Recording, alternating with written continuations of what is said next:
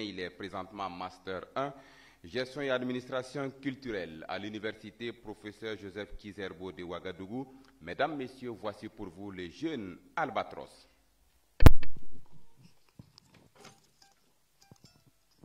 Le baobab naît d'une petite graine et c'est la plus vilaine chenille qui donne naissance au plus beau papillon. Je suis Zongo Nora Judikael alias Albatros, né petit mais destiné à devenir grand. Bonsoir.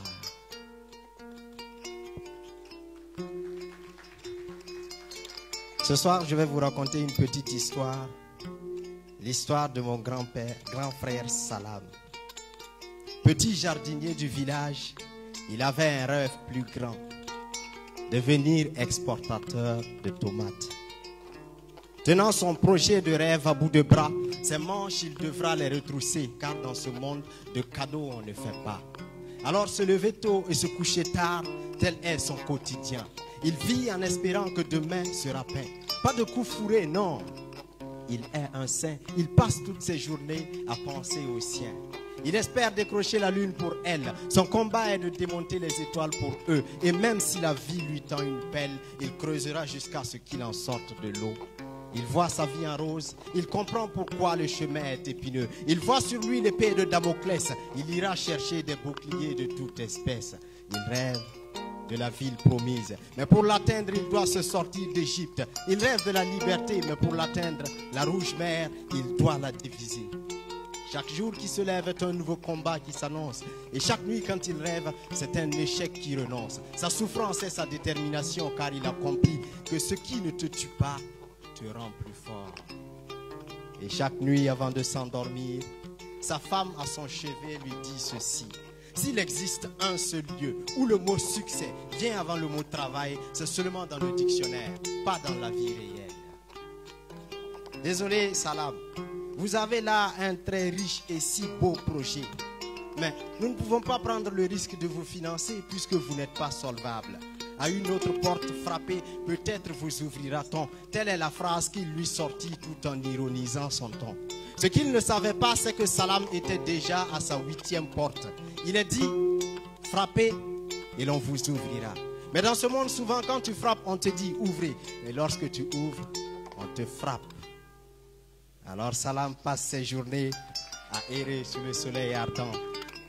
Il passe ses journées à errer sous le soleil ardent. Et ses nuits à substituer son sommeil par des équations que même Pythagore aurait du mal à résoudre.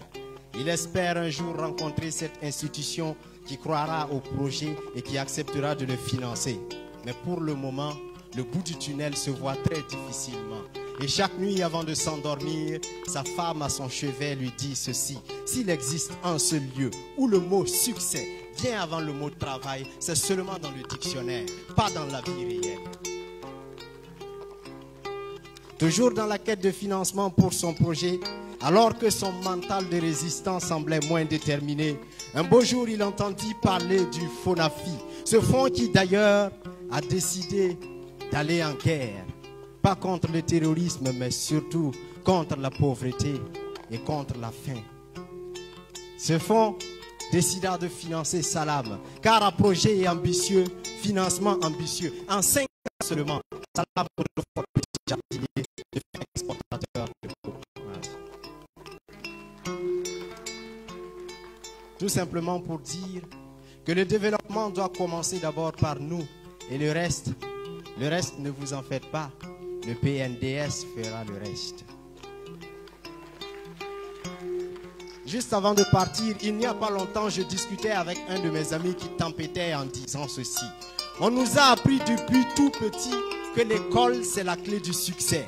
Et on a travaillé, on a bossé dur jusqu'à obtenir cette clé. Mais bizarrement, maintenant qu'on l'a, la porte de la fonction publique refuse de s'ouvrir.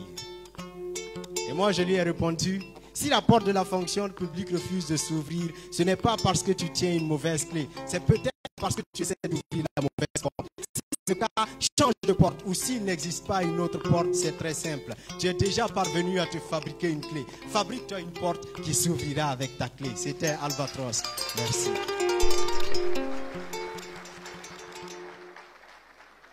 Albatros, puisse Dieu faire que tu deviennes grand.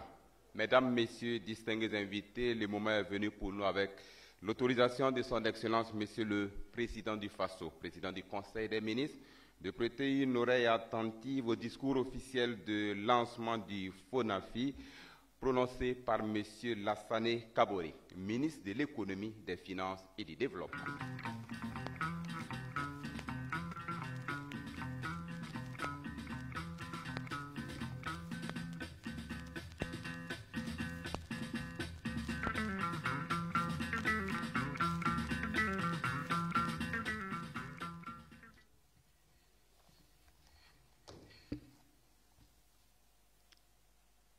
Excellences,